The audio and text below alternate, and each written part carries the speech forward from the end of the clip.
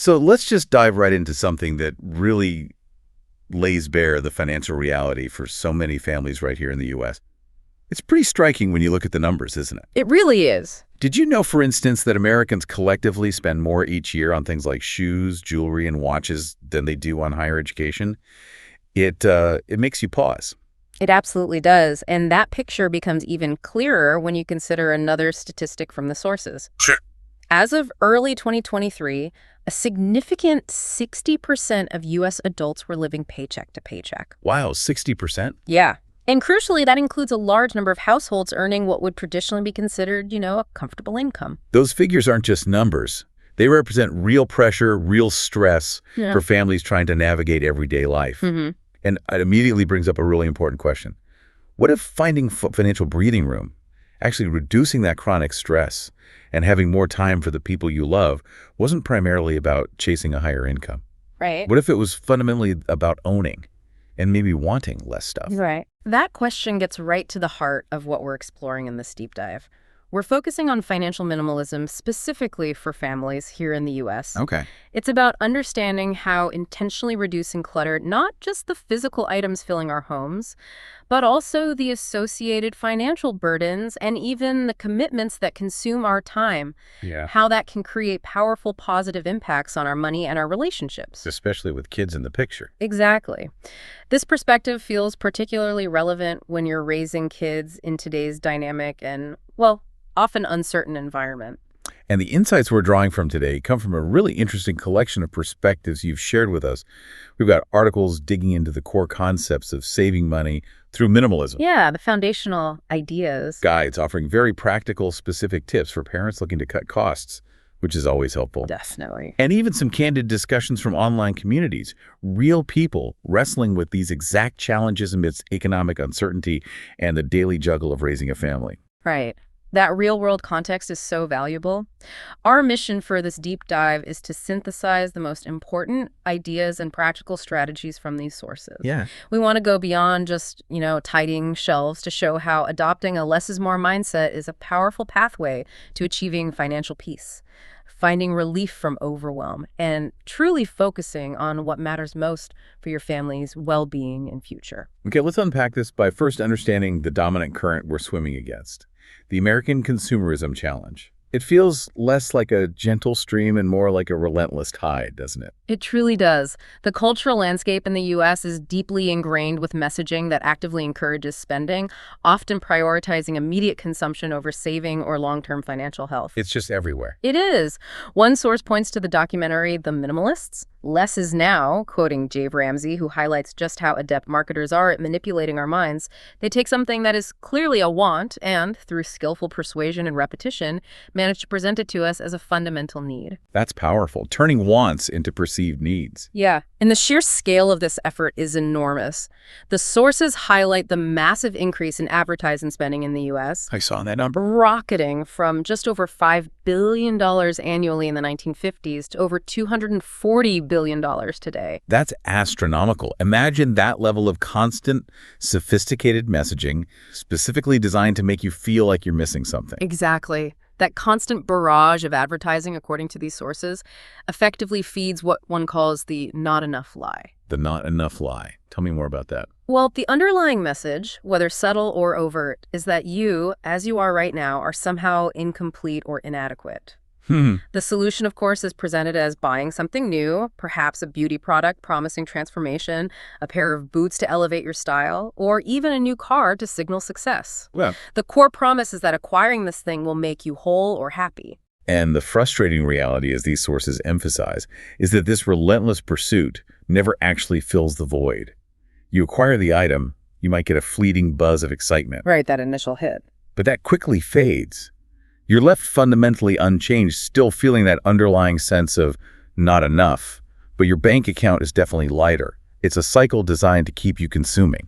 It absolutely is. And the tangible result of this cultural pressure and conditioning is seen in the statistics you mentioned earlier and others from the sources. The average American family isn't just spending, they're often accumulating debt. Right, the debt figures. The average indebted household carries over $16,000 in credit card debt alone. Just credit cards, wow. Yeah. And that 60% living paycheck to paycheck, that shows how easily even substantial incomes can be consumed by this culture of more, leaving little room for saving or dealing with the unexpected. It's a widespread vulnerability. And this consumer culture doesn't just impact our individual wallets. It profoundly shapes our family dynamics and values, right? It does. One source points out how it can push material possessions to the forefront, sometimes overshadowing more intrinsic values like kindness, empathy, or the satisfaction of personal achievement. It kind of warps what we teach our children is important. That's a really concerning aspect. Exactly. And the influence on children begins incredibly early. The statistic that the average American child sees over 20,000 commercials per year is staggering. 20,000. A year. Per year. This level of exposure, starting from toddlerhood, leads to the early internalization of consumerist values. It shapes their understanding of what happiness looks like, what success means, and what they need to feel good about themselves, often linking it directly to acquiring things. So it's no wonder this pressure filters down into parenting styles. Yeah. There's this palpable cultural pressure to provide the latest and greatest for your kids. Yeah, absolutely. The must-have toys, the right brand of clothes, the coolest gadgets. Yeah. This can lead parents down two potentially difficult paths, either overindulging their children out of a fear of depriving them, Or, as one source notes, falling into the trap of measuring their own success and love as parents through the material goods they provide. which isn't fair to them or the kids. Not at all. It shifts the focus from nurturing values, skills, and relationships to providing physical items. This isn't typically a conscious, intentional parenting choice. It's often a response to powerful external forces telling them this is what good parenting looks like in a consumer society. Overcoming this challenge is a key part of finding financial peace as a family. Okay, so that's the landscape. A powerful current of consumerism pushing families towards spending, debt, and prioritizing stuff. Now, how do these sources present minimalism as a counter-movement, a pathway to a different kind of financial reality?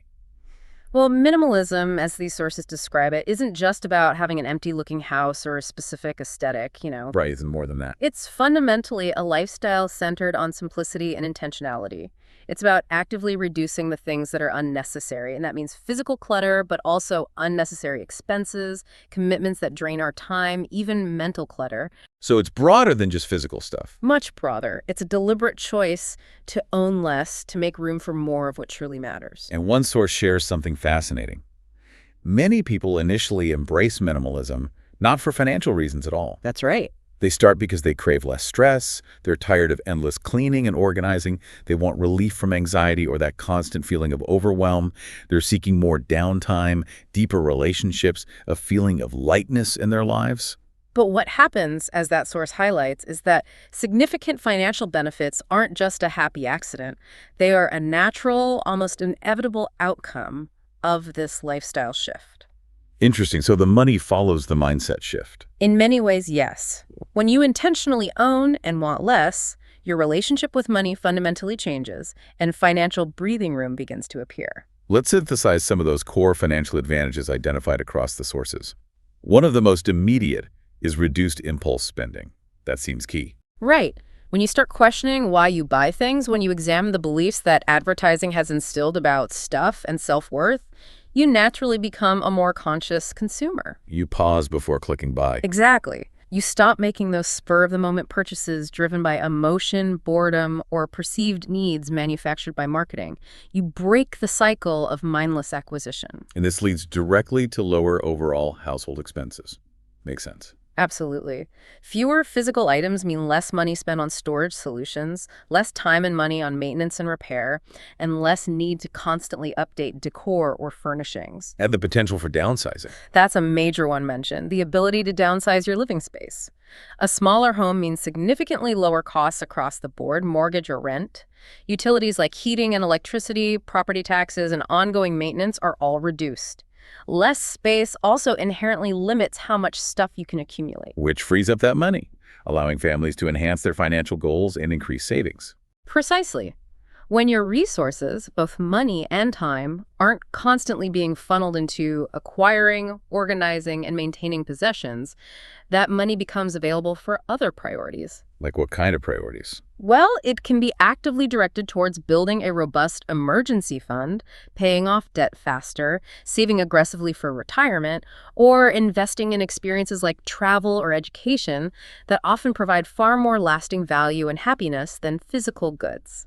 And speaking of debt, decreased debt seems like a natural consequence of living more intentionally. It really is. Adopting minimalism encourages living within or even below your means. This reduced reliance on credit cards and loans directly contributes to paying down existing debt and avoiding new debt. There was an anecdote about that. Yes, one source shares a powerful anecdote of a family who, after embracing minimalism, were able to aggressively pay off all their credit card debt and car loans, eventually reaching a point where they could live comfortably on just one income. That's a huge transformation. It is, and it also simplifies the often overwhelming task of financial management. How so? Think about it.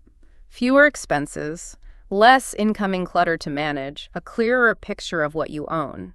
Budgeting and tracking your finances becomes much less complex and time-consuming. Fewer moving parts. Exactly. It removes layers of financial decision-making that can be overwhelming when you're constantly managing inflow and outflow related to acquiring and maintaining a lot of possessions. And finally, this shift fosters a greater appreciation for non-material wealth and often aligns with more eco-friendly choices. That's right. Minimalism naturally shifts focus from material acquisition to appreciating experiences, relationships, personal growth, and time. These are forms of wealth that aren't tied to physical objects. And an eco angle. Simultaneously, a minimalist lifestyle often involves making more conscious, sustainable choices, buying less overall, choosing higher quality items that last longer, and reducing waste. These environmentally conscious decisions frequently have positive long-term financial implications as well. You buy less, you waste less, you save more. So the financial benefits aren't just incidental. They're deeply integrated into the philosophy itself. Now let's get really practical. One source breaks down very specific ways this translates into saving money. Let's group these into some key areas. First, there's the impact on our relationship with shopping and what triggers us to buy. Yes, this is where the psychological aspect directly impacts the financial. The sources highlight how minimalism, by creating more downtime in your life because you're spending less time on stuff, Right, less time managing things. actually provides space for self-awareness. You start to identify your shopping triggers. Are you buying out of boredom, stress, comparison, or seeking validation? Knowing your triggers, that's powerful. It is. When you realize your self-worth isn't dependent on your purchases, you significantly reduce frivolous and impulsive spending. It's about addressing the root cause of overspending for many people. And then there are the concrete ways it reduces the cost of ownership and space, like storage units. Oh yeah, this includes things like not renting a storage unit. The sources give a startling statistic. The U.S. has 2.3 billion square feet of self-storage space. That's insane. Which is over 7 square feet for every person in the country. As one quote from the sources humorously puts it, many people are paying rent to visit incarcerated possessions. That's a good one. Owning less means you eliminate that often significant monthly expense. It also enables the possibility of owning a smaller home, leading to all those associated savings we discussed: mortgage rent, utilities, maintenance. It also shifts how we think about the items we do own. Yeah. Less duplication. Exactly. This includes the idea of not buying duplicate items. Yeah. Why own 7 pairs of jeans if you only love and wear 2? Why clutter your kitchen with 5 spatulas when 1 or 2 high-quality ones suffice? Good point. Minimalism encourages questioning the need for redundancy. It also promotes buying multi-use items, choosing things that can serve several functions, like using a mason jar for drinking, storage, or as a vase. This means you simply need fewer total items to meet your needs, saving both money and space. And how does this philosophy influence specific spending categories, like clothing? Seems like a big one for many people. It is. The sources note that minimalism often leads to spending less on clothes. By owning fewer items, perhaps adopting a concept like a capsule wardrobe. Capsule wardrobe, right? A small, carefully curated collection of versatile clothing that can be mixed and matched easily. You develop a clearer personal style and feel less pressure to constantly buy into fleeting trends or feel the need to fit in by wearing the latest fashion. So less trend chasing. Less trend chasing, less impulse buying, you buy less frequently and often invest in higher quality pieces that last longer, saving money over time. Finally, and perhaps most importantly for families, how does this apply to kids' stuff, specifically toys? That feels like a constant battleground. It really does. Limiting the number of toys you buy for kids is a powerful strategy mentioned. One author shared her experience of removing over 80% of her daughter's toys 80%. and witnessing her daughter engage in more creative, focused play with the remaining items. Interesting. Less was actually more engaging. Exactly. The perspective here is crucial. Constant toy buying can inadvertently teach children materialism, reinforcing the idea that happiness comes from acquiring new things, which is the very consumerist message we're trying to counter. Buying toys infrequently saves money, reduces clutter, and encourages imaginative play. These are concrete, actionable points that show how a change in mindset about possessions directly impacts your bank account. It's not just an abstract philosophy. Not at all. And it becomes even more relevant when we talk about applying these principles while raising kids, which comes with its own set of unique financial demands and challenges. Right. The sources offer insights into applying financial minimalism at different stages of a child's development. Let's look at some examples, starting with newborns to age 5. Those early years can feel incredibly expensive, especially with all the gear and consumables. They certainly can, but this is also a time ripe with opportunities for cost saving through minimalism's principles. One suggestion is using cloth diapers instead of disposables. Cloth diapers, okay. While there's an upfront cost, they can be significantly cheaper over the long run, especially if you reuse them for subsequent children. Saves money and reduces waste. And connecting with other parents, that seems key too. Absolutely. The sources emphasize the value of finding online communities or local parenting groups. These networks are invaluable for swapping or buying secondhand baby gear, clothes, and toys. Because kids grow so fast. So fast. Items are often in excellent condition and available at a fraction of the original price. Embracing hand-me-downs from friends and family is another huge money saver for the same reason. You just need to ensure safety standards are met for items like car seats, obviously. Good point. And exploring free activities seems obvious but is easily overlooked. It is, but it's a core minimalist principle for experiences. Many communities offer fantastic free resources: library story times, public parks, free events, and festivals. Things that don't cost a dime. Right. These provide wonderful, enriching experiences for young children without adding any financial burden, allowing you to prioritize time and connection over paid entertainment. And being selective about baby gadgets. The market is flooded. Oh, it is. The source suggests focusing on the true essentials: a safe car seat, a reliable stroller, and being highly selective about other gadgets. Many are optional luxuries that add clutter and cost without significantly improving your parenting experience or the child's development. Questioning, do I really need this? Great strategies for the youngest. How about ages 5-11 when school starts bringing new expenses? How does minimalism apply there? This stage shifts focus a bit. Prioritizing nutrition by making homemade meals instead of relying heavily on convenience or processed foods is both healthier and generally more cost-effective. Plus, involving kids in cooking. Exactly. Teaches valuable life skills. Managing extracurriculars wisely seems key here, too. Oh yeah, the activities can really add up. They really can. It's easy to sign kids up for multiple sports, music lessons, or clubs. Limiting activities to 1 or maybe 2 at a time not only reduces the significant costs associated with fees, equipment, and transportation, but also prevents overscheduling stress for both kids and parents. Quality over quantity. Precisely. It allows the child to truly engage and develop skills in their chosen activity. And involving them in shopping. How does that work? Well, shopping smart for school supplies and clothes by utilizing sales and coupons is important. But this is also a fantastic age to involve kids in the process. Give us some control. Yeah, give them a budget for school clothes or supplies and let them make choices within that limit. It's a hands-on lesson in budgeting and prioritization. Teaching basic clothes, maintenance, sewing on buttons, fixing small tears also helps extend the life of items and saves money on replacements.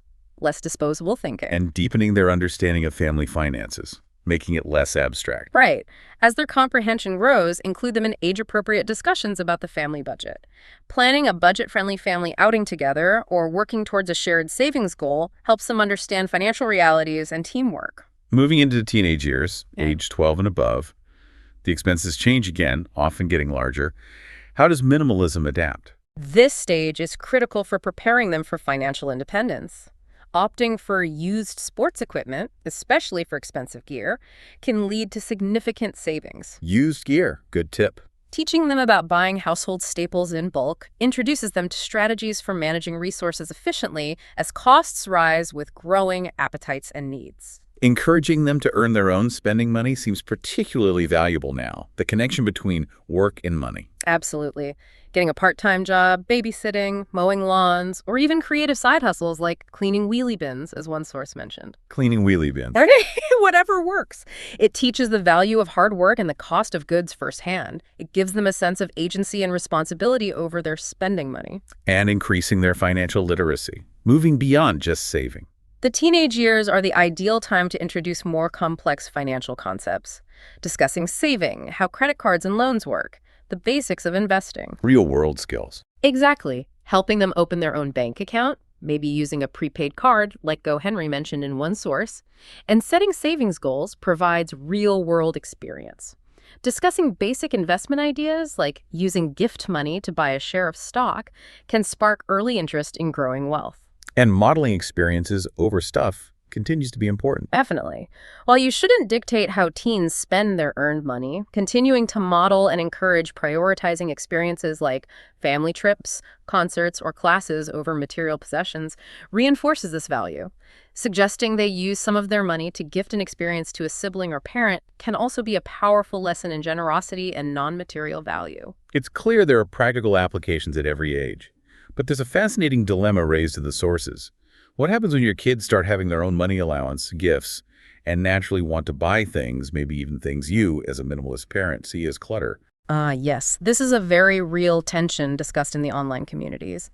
You're trying to cultivate a home with less clutter and intentionality, but your child is in a stage of exploration and desire, funded by their own small income stream. How do you reconcile the desire for a minimalist home with allowing kids the freedom to make their own purchasing decisions and potentially bring in more stuff? It seems tricky. It is tricky, but the sources strongly emphasize that childhood is the crucial time for kids to learn about money by doing. Learning by doing, okay. This means allowing them the freedom to make choices, even if those choices lead to what you might see as a failure, like buying a toy they quickly abandon. Letting them make mistakes. Yes. Being overly strict or controlling about their money and purchases, according to the sources, can actually lead to unhealthy emotional issues around money and possessions later in life. It's about guidance and boundaries, not control. So, what specific strategies are recommended? An allowance system seems foundational. It really is.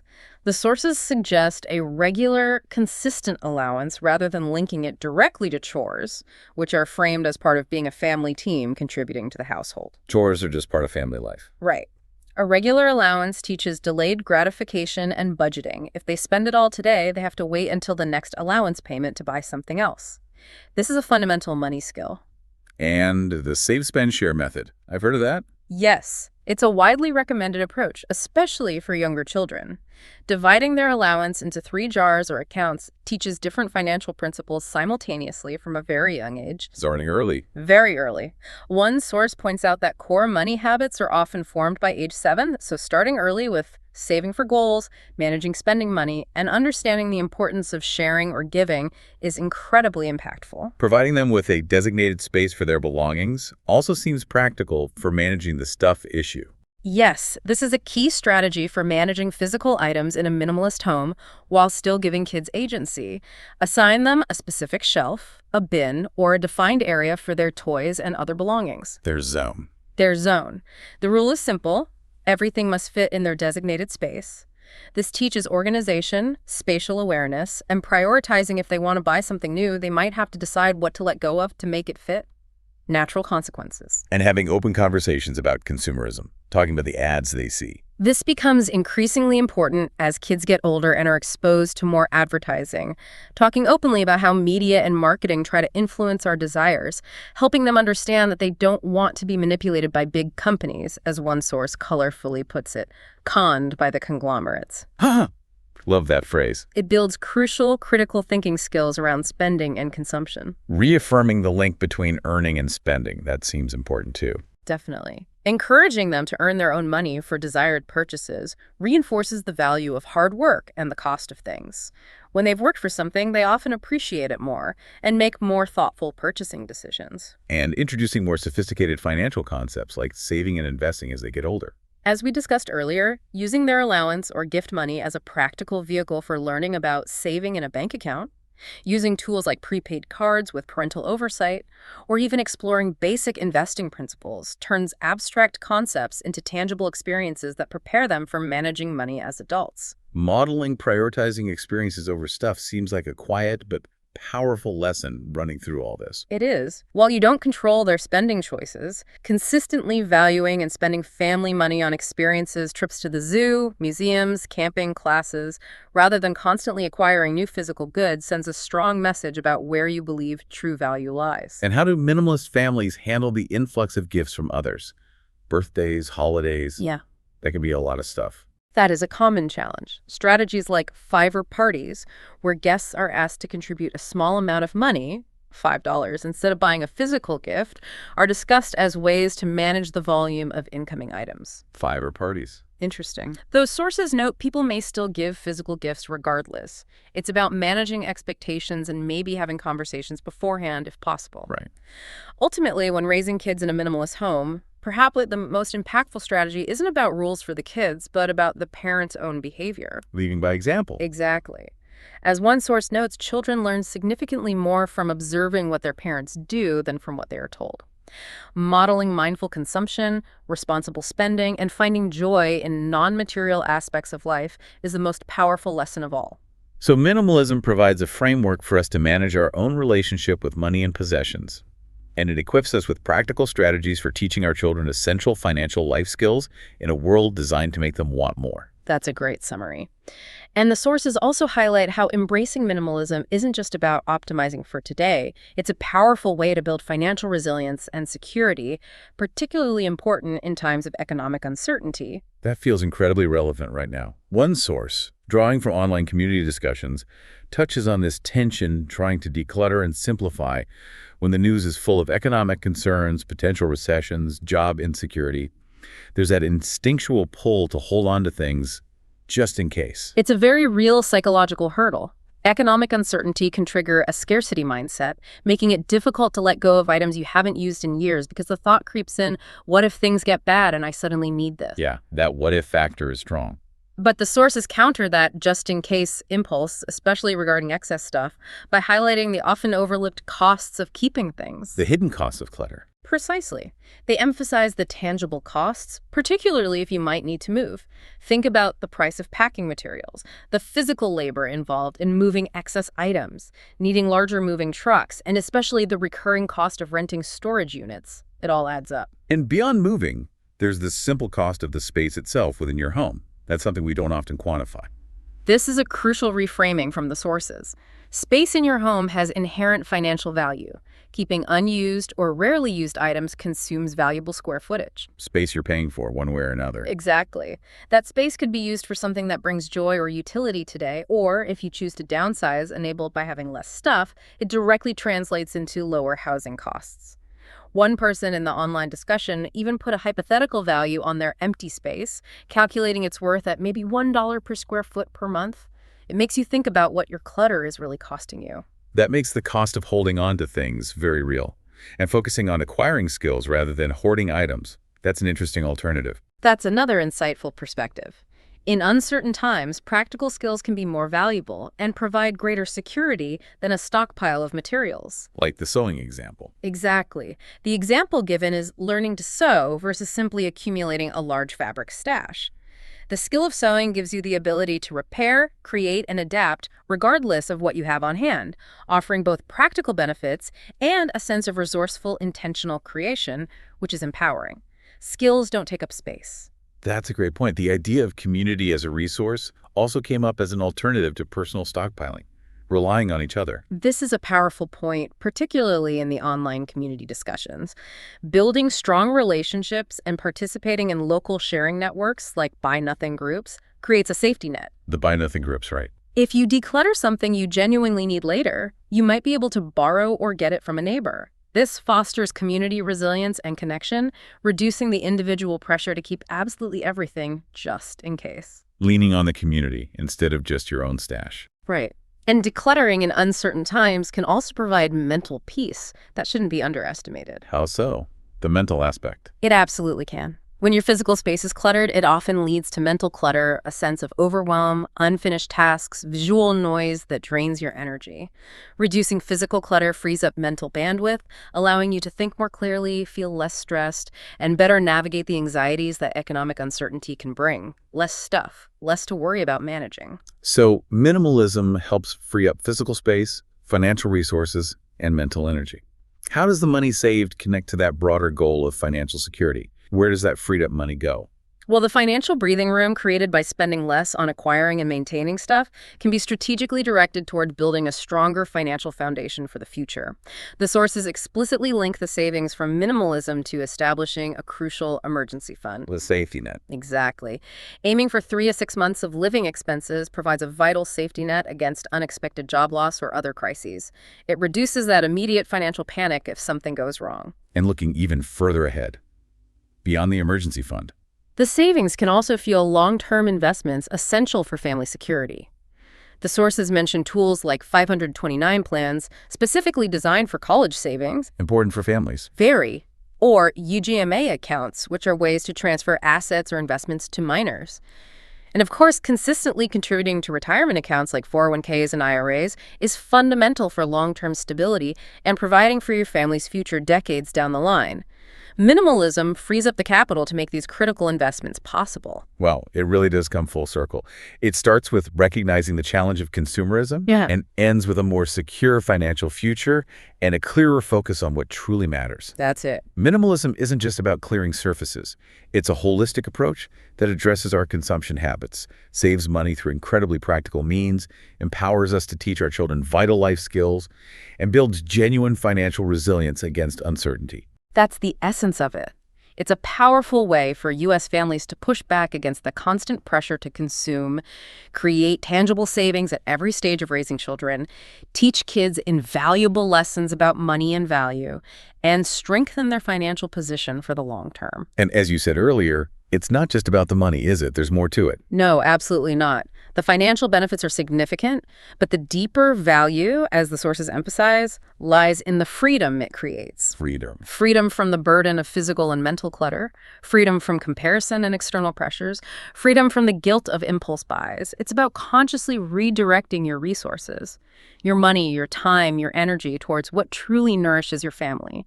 Strong relationships, meaningful experiences, personal well-being, and ultimately peace of mind.